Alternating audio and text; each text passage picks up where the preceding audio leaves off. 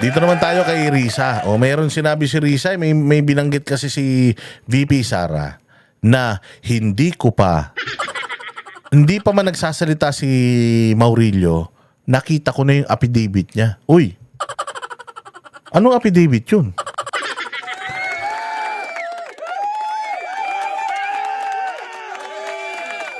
Oo, so dahil doon, takang-taka si Risa Ontiveros. Kasi, papaano niyang nakita yung affidavit bago pa man magsalita si Maurilio? Hindi niya maintindihan. Pakinggan natin yung statement ni Risa Ontiveros diyan. Takang-taka siya. Nabasa ko na yung affidavit niya bago pa man siya lumabas publicly, no? Anong ibig sabihin nun? Nabasa ko na yung affidavit niya bago pa man siya lumabas. Kasi sa interview, kahapon sa Dahig, tinanong siya Oy, madam, anong statement mo tungkol dun kay Maurilio? Kasi di ba sinasangkot ka nun nung Maurilio na tumanggap daw kayo ng bayong-bayong bagbag na mga baril. Oo. Pinabulaanan nga yan ng mga banateros kasi malabo talaga na mula dun sa helipad, dun sa Glory Mountain. Kaya nga kami nagpunta sa Glory Mountain para busisiin yung mga testimonya nitong Maurilio. Dito yung helipad, yung tent, ang layo, as in, kilometro, pataas pa, puro pine tree pa yun. Papasok pa yun doon sa may golf course. Yung tent na yun, doon daw nagbibigayan. So mula sa helipad, bibit-bitin ni pastor yung bagbag na baril papunta doon sa tent na yun. Putang ina niyan. Ang layo nung tent na yun para kang may bionic eyes. Kahit i-telescope mo, hindi mo makikita Hindi mo talaga makikita. Sobrang layo nung noong tent na yun. Kaya nga sabi namin, kalokohan. Yung sinasabi niya na nakikita niya from helipad, nag-aabutan ng baril. So, sangkot si VP Sara dito sa testimonya nitong bata na to. Sabi ni VP Sara, hindi pa man nagsasalita yan, nabasa ko na yung affidavit nung tao. So, ibig sabihin, matagal nang bumaliktad si Maurilio.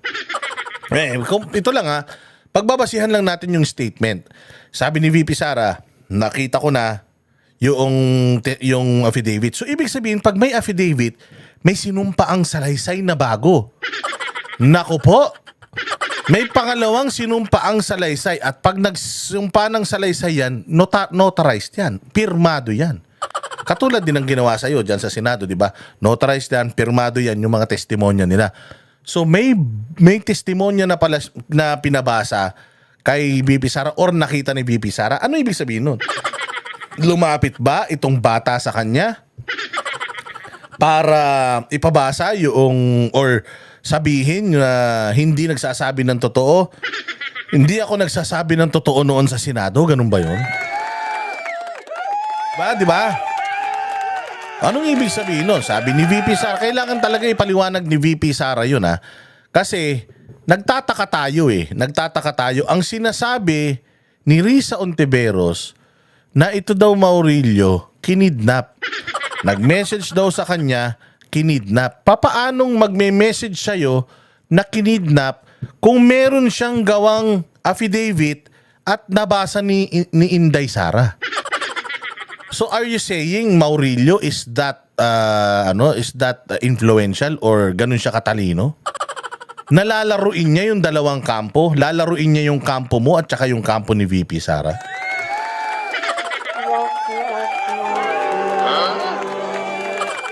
Di ba? Sinabi mo, kinidnap. Sinabi ni VP Sara, bago pa magsalita yan, nabasa ko na. Gaano katagal yun? Kailan pa nabasa ni VP Sara? So, ibig sabihin, matagal na panahon bago magsalita si Maurilio. Ito sa akin lang Matagal na panahon bago magsalita si Maurilio. Nabasa na ni VP Sara.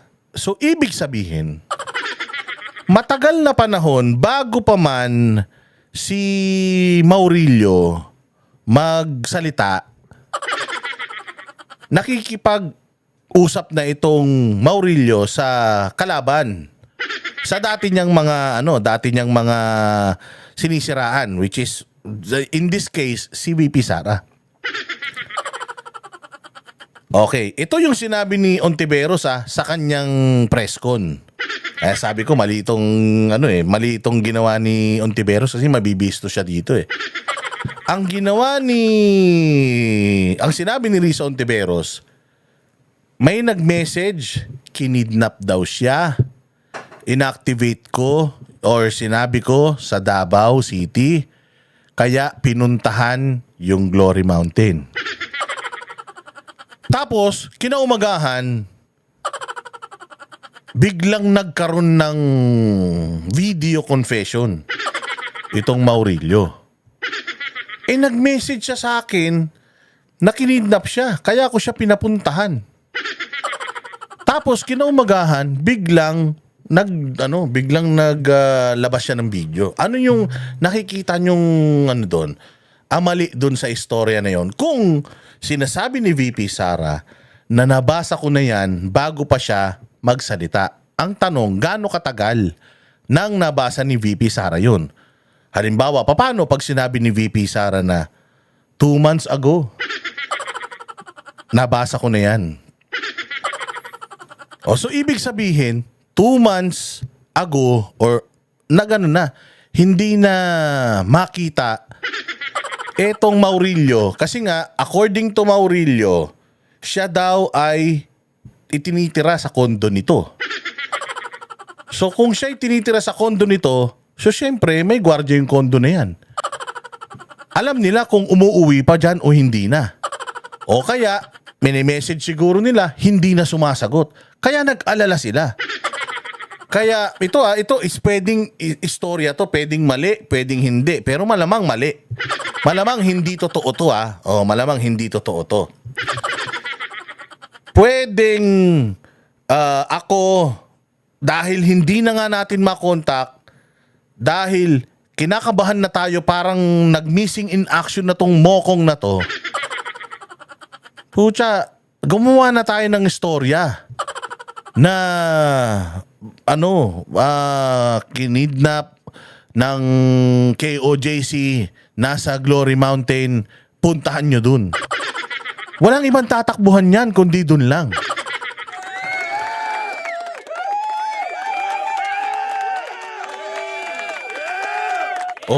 So, totoo ba? Kaya nga dito ka magtataka eh. Totoo ba na nag-message talaga yung Maurilio na kinidnap siya?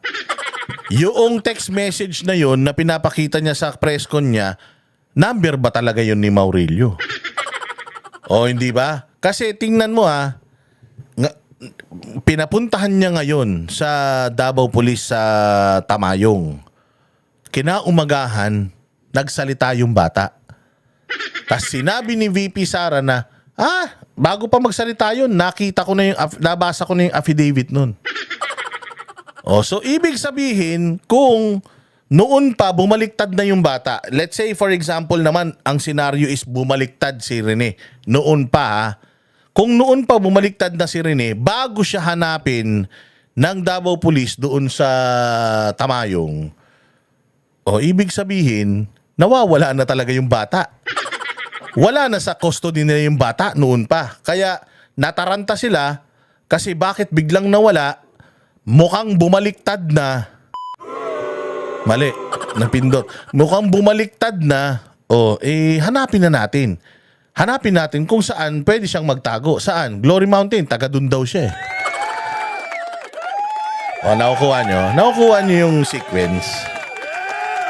Nakukuha ninyo. Kasi doon nagulat din ako eh. Noon pa, nabasa na ni VP Sara yung statement, affidavit. Pag affidavit, ibig sabihin, may lagda at notaryado yan ng abogado.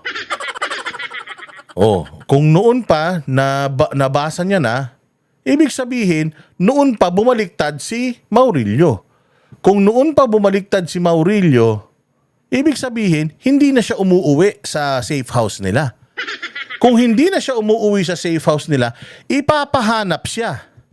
Kaya nga siya pinahanap hindi ba? Kaya nga nagpunta daw. Kay Senator mismo galing yun na nakareceive daw siya ng text, kinidnap ako, dinala ako sa ganito, kaya pinasa daw niya yun sa Davao Police at yung Davao Police nagpunta ron. Apparently, wala silang nakita. Wala dun yung tao. Di ba?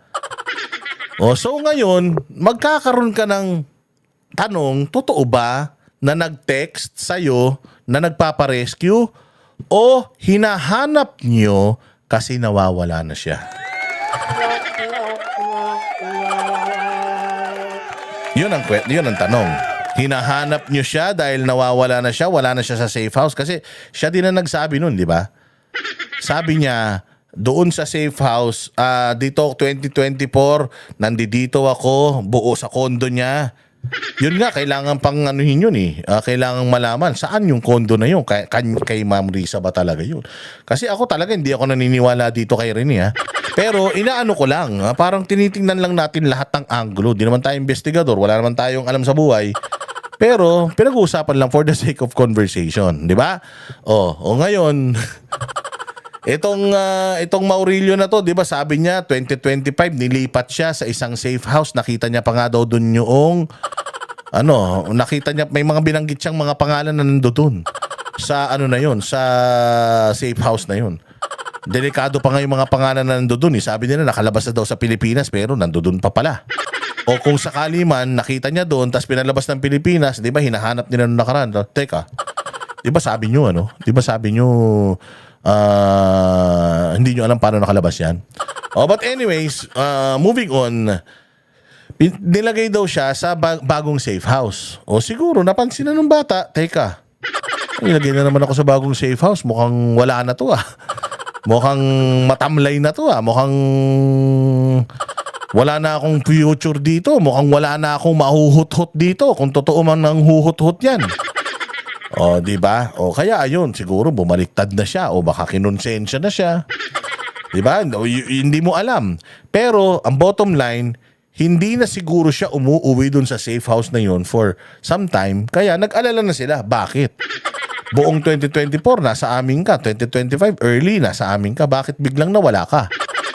Pag nawawala, anong unang ginagawa? Pinapahanap. Si Senator mismo nagsabi, pinahanap niya sa PNP. Pero, ang istorya niya, pinahanap ko kasi may nag-text sa akin. May nag-text sa akin na sinasabi niya ganito, sinasabi niya ganyan. Kaya pinapuntahan ko. Pwedeng totoo yung sinasabi ni Risa. Pwedeng, kaya niya pinapahanap. Kung totoo naman yung sinasabi ni Maurilio, kaya nila pinapahanap si Maurilio kasi nawawala na siya. Yan yung dapat yung pag-isip. Ngayon, nasa inyo na yan kung kanino kayo maniniwala, sa sinungaling na si Maurilio o sa sinungaling na si Risa. Kasi at the end of the day, parehas naman talaga silang sinungaling Kasi si Maurilio nagsinungaling siya sa una niyang testimonya, binawi niya yon. Di mo alam kung pagbawi niya, nagsasabi na siya ng totoo o kasinungalingan pa rin. Wala nang kredibilidad ang isang tao na nagsinungaling na.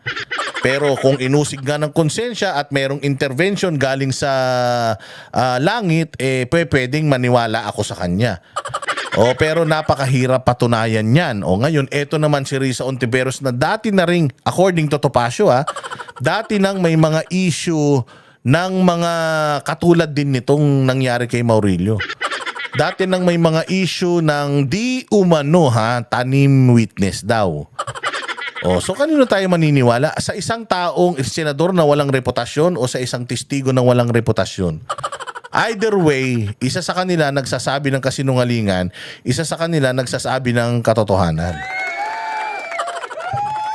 Very, very curious. Paano nakita ni VP Duterte yung affidavit na yan bago pa man ilabas ni Michael Maurilio yung video? Yun ang pinakamaling tanong mo. Yun ang pinakamaling tanong mo. Papaanong nalaman ni VP Sara yung kay Maurilio, yung affidavit? Papaano niyang nabasa? Papaano niyang nalaman bago pa magsalita? Dahil tinanong mo yan, papaano kung sabihin ni VP Sara na 2 months ago, 3 months ago, 4 months ago, kumontak na sa akin yan.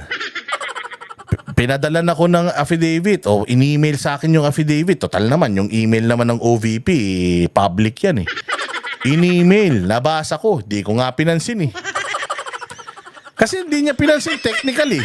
Walang sinasabi si Sara Ontiveros, si Sara Geronimo, si Sara Duterte, wala siyang sinasabi tungkol dun eh. Na-brought up lang to, nagsalita lang siya dahil lang dito natanong sa kanya. Pero she never brought this up. Hindi niya nga ginamit to against Ontiveros eh. Kasi imagine tingnan mo if nabasa na to ni Inday Sara before, bakit hindi niya inilabas? Involved siya dyan. Bakit hindi niya inilabas? Ito na yung pagkakataon para makabawi ako sa'yo, Risa Ontiveros. Bakit hindi niya ginawa yun? Kasi nga, si Sara, hindi yan basta-basta naniniwala. Hindi yan katulad ninyo. Hindi yan katulad mo, Risa Ontiveros, na labas na lang ng labas kahit hindi pinagpaplanuhan. Imaginein mo, an information kumbaga this rich information na ganito kalalim, scandalous na information at magagamit ko sa mga kalaban ko na bumabati ko sa akin, bakit hindi ko to ginamit? Pinupolitika nyo rin lang naman ako for the longest time, binabanatan mo ko. Bakit hindi ko ito inilabas at ginamit against you? Yun yung tanong doon. Mali ka ng tanong, Risa Ontiveros. Kasi kung sinabi ni BP Sara at kung sasagutin ni BP Sara yung tanong mo, 1 month ago, sinabi niya na sa akin, 2 weeks ago, sinabi na sa akin to, or lumapit na sa akin to, ibig sabihin, bumaliktad yung bata matagal na. At kung bumaliktad siya matagal na, matagal mo na siyang hindi hawak o nawawala. Kung matagal na siyang nawawala, kaya naman pala, nagpapunta ka ng pulis sa Tamayong. Kasi nawawala na. 'Di ba? Mali yung tanong mo, ma'am. Dapat ang tanong dito is, kung nabasa niya na to, bakit hindi niya pa nilabas? Kalabang ko siya. Yun ang tanong, 'di ba? Oh, malinaw. Yun ang pinakamaganda sana na tanong dito, Madam Risa. Hindi mo sana tinanong kung papaano, kasi baka mamaya magbigay ng statement si VP Sara, tapos yung statement niya yun ang maggigiba doon sa mga pinakita mong ebidensya, yari ka. Mas lalo kang hindi makaka-recover dito, ma'am, pagka si VP Sara na ang nagbigay ng impormasyon tungkol dito. So anong gusto mong palabasin ba, na si Inday Sara nang kidnap sa kanya? Kinidnap ni Inday Sara yung si Maurilio, kasi sabi ni Inday, nabasa ko na yung affidavit So paano yun? Oo, yun ang daming mga questions dito, but it still boils down to maraming sinasabi yung Maurilio against you, yun ang pag-focusan mo. Huwag ka mag-focus dito kay BP dahil baka magulat ka pag biglang sinabi niya, hindi ko nga pinansin yan. May message sa akin yan, hindi ko nga pinansin yan Kasi kung talagang kupal ako, kahit wala akong ebidensya tungkol sa pinagsasasabi nitong kupal na bata na to, ginamit ko na to against you, makabawi man lang ako sa'yo. Pero hindi ka ba nagtaka? Hindi niya ginamit yan against you? Oh. Baka hindi ka na naman makatulog sa dami ng mga tanong. Yun niya. Kung sa tingin ni alias Rene na dapat siya ay mag-file din ng kaso, ay dapat gawin niya din yon. Your immediate reaction with the Vice President weighing in, encouraging alias Rene to file charges against... Ito naman si Karen Davila, fake news din Ini-encourage ba ni Inday Sara? Ang sinabi ni Inday Sara, sige, ano sinabi ni Inday Sara? Alias Rene na dapat siya ay mag-file din ng kaso, ay dapat gawin niya din yon. Your immediate reaction... Ang sabi niya na kung sa tingin niya ay dapat siyang mag-file ng kaso, dapat gawin niya din yun para mas malinaw. Kasi kung halimbawa, yung bata na yan, lumapit na yan sa akin, hindi naman ako ang korte. Di ba? Si Inday Sara, hindi naman siya korte. Itong mga ganitong expose, hindi naman to trabaho ng isang vice president Kung ikaw sa tingin mo, Batang Rene, na ginago ka nitong Ontiveros or dinouble cross ka or whatnot, dapat yan sa otoridad ka lumapit, hindi sa akin. Hindi ba? So kung noon pa lumalapit to kay VP at hindi niya ginamit against you, Ontiveros, ibig sabihin, hindi mo talaga siya katulad at walang pakialam si VP Sara sa ano ninyo, sa politika nyo. Tama, mali. Tama, di ba? Action with the Vice President weighing in, encouraging alias Rene. Di niya ini-encourage. Sinabihan niya na kung dapat magsampa ka ng kaso, kung magsasampa ka ng kaso, magkaso ka. Oo, para mas mapatunayan mo kung ano man yung ano mo, kung ano man yung mga sinasabi mo at kung sa tingin mo ay talaga namang nagkasala sila, o di ilaban mo yan sa korte. O di ba ganun si VP Sara? Kasi nga abogado si VP Sara eh. Abogado siya, so kailangan lahat by the book. Kailangan sumusunod sa proseso. Ano ba ang proseso? Susumbong ka sa akin tas ilalabas ko? Eh di katulad ako ni Risa. O magsusumbong ka sa akin. O anong gagawin ko? Di naman ako korte. Doon ka sa iba magsumbong. Hindi nga in-entertain ni ni Inday Sara eh. Tapos sasabihin mo takanta ka. Paano niyang nabasa? Nagtataka ka siguro kasi hindi niya ginamit against you yung information na nakuha niya. Eh magagawa mo si VP Sara matino. Si VP Sara nagtatrabaho, ikaw puro ka lang naman politika, ma'am. 'Di ba? To file charges against you in court. I would have no objection to that, Karen. O, 'di ba? Wala naman talagang objection if the person will file cases. 'Yun naman yung tama. Parang ikaw din, nagfa-file ka ng cases. Actually, di ka nga nagfa-file ng case sa korte. Nag-file ka ng case sa NBI, nag-file ka ng reklamo sa NBI at sa DOJ. Hindi ka nag-file sa sa korte. Kasi nga, kapag sa korte ka nag-file, kailangan mo maglabas ng ebidensya. At malay mo, yung ebidensyang pinakikita mo, paano kung gawa-gawa lang yun? Paano ha? Hindi ko sinasabing gawa yun, pero paano kung gawa-gawa lang yun? Di ba, ibisto ng korte, di lalo kayong kawawa. Kaya nga optics, ang ginagawa nila, demanda sila sa mga ahensya ng gobyerno na mag-iimbestiga doon sa ipinaparatang niya. O mag-iimbestiga yung NBI, mag-iimbestiga yung DOJ, hahanapan nila ng probable cause bago maisampa yan sa korte.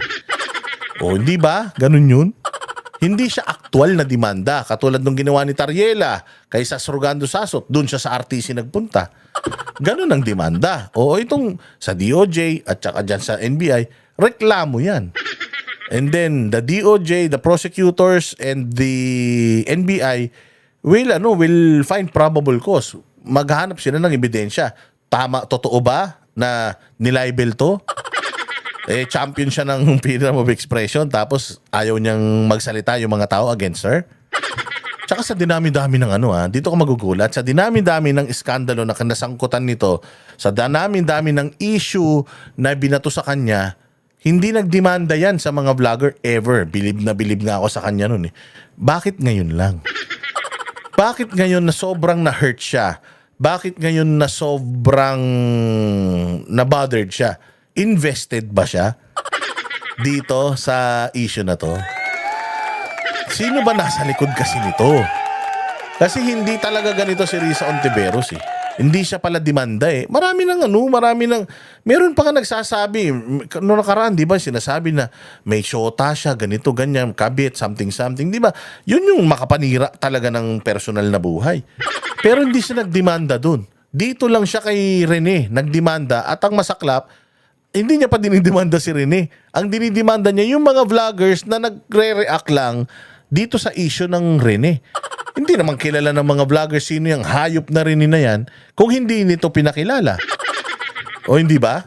At kung may ginawang affidavit si Michael Maurilio o alias Rene laban sa akin at laban sa iba pang mga witnesses kontra kay Apollo Kibuloy at sa KOJC, at kung puno na naman ang kasinungalingan tulad ng ipinasok niya sa kanyang video, then that could possibly open him up to charges of perjury, no, as well as yung cyber libel na inihain ko kahapon. O kaya nga, sampahan mo siya ng kasong perjury. Sampahan mo siya ng kasong... so ibig sabihin, kung nag-perjury siya, nagsinungaling siya sa korte, sa Senado, perjury eh. Kung kakasuhan niyo siya ng perjury, ibig sabihin, kasinungalingan yung sinabi niya diyan sa Senado. Kung kasinungalingan yung sinabi niya sa Senado at ina-acknowledge niyo yun kasi nagfa-file nga kayo ng perjury, kasi ano ba yung perjury? Ang perjury is under oath ka, nagsinungaling ka. Under oath ka, nagsinungaling ka. Hindi perjury yung sinabi niya sa video kasi hindi siya under oath dun. Video na yun, personal yun at hindi ginamit ng Senado yun. Ang under oath siya is yung sinasabi niya sa Inday Sara, si Duterte, ganito, ganyan, si Pastor, ganito, ganyan, yung mga administrator, ganito, ganyan. Yun yung perjurious na statement niya. So if you're saying nakakasuhan mo siya ng perjury, nagsinungaling siya sa korte. So ibig sabihin, inaamin mo na nagsinungaling siya sa Senado. Tama.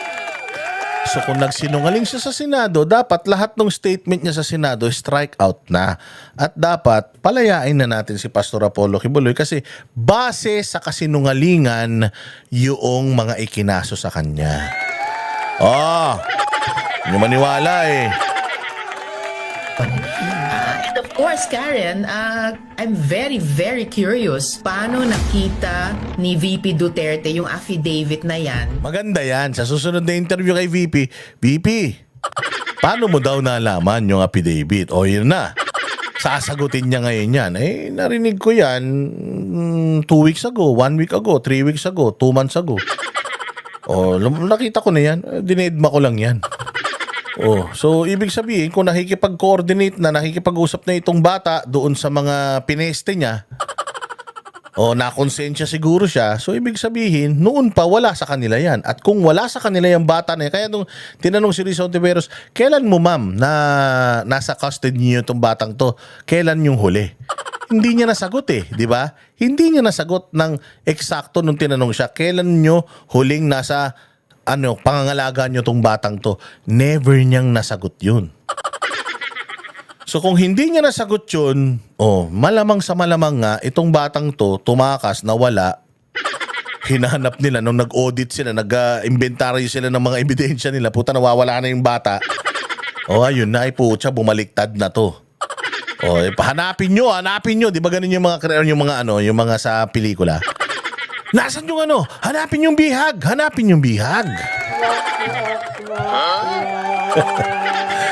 Joke lang. Napakapikon pa naman ito ni Ma'am Risa pagdating dito sa issue na to. Again believe ako kay Risa Ontiveros, kahit anong ibanat mo sa kanya, wala siyang pakinoon. Takan-taka ako, bakit ngayon sobrang nana niya? Bakit ngayon sobrang sakit na sakit ng kalooban niya sa nangyaring paglabas nito ni Maurilio? Kayo na bahala sumagot. Diyos mio. Ay! Bago pa man ilabas ni Michael Maurilio yung video niya. Yun! Yari ka ngayon, VP Sara. Yari ka! Yari ka ngayon, VP. Inano mo, binigyan mo ng isipin ito si Risa Ontiveros. At dahil dyan, kailangan mo ngayon sagutin yan. Paano mo nga naman nabasa, nalaman yung istorya ni Maurilio? At kailan mo nalaman yun? Sagutin mo to para magkaroon tayo ng idea kung ano ba talagang nangyari rito. Again wag nyo kong seseryosohin. Walang kwenta yung mga pinagsasasabi nyo. Pinagsasasabi ko, hindi ako under oath at lalong wala akong kwentang tao, kaya wag kayo maniniwala sa akin. Okay, so maraming salamat mga bossing. Magkita-kita po tayo ulit sa susunod na vlog. Ang boses ng masa hindi natatakot.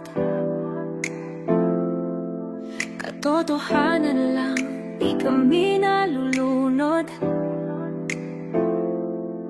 Walang bahid ng sismis lahat ay totoo. Kahit sino ka pa, pag mali ka babanatan ka. Walang pinipili kulay, wala kaming kinikilingan. Basta para sa bayan, kami lalaban.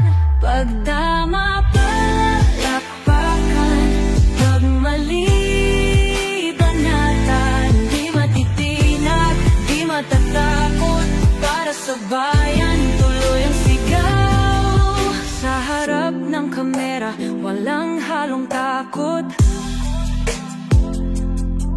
Mga baluktot, lahat kayo'y tutumba.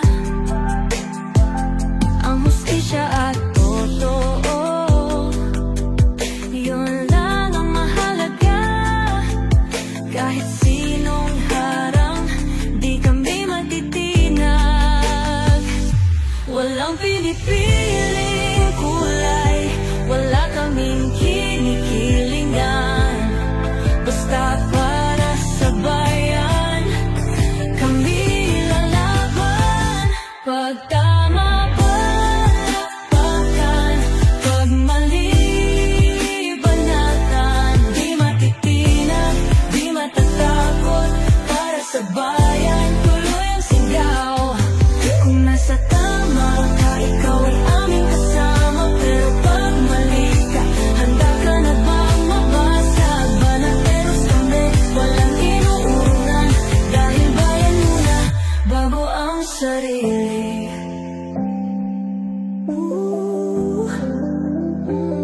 Bago ang sarili.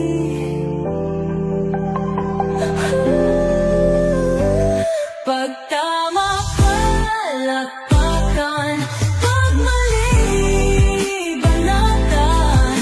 Banateros ang sigaw, katotohanan ang laban.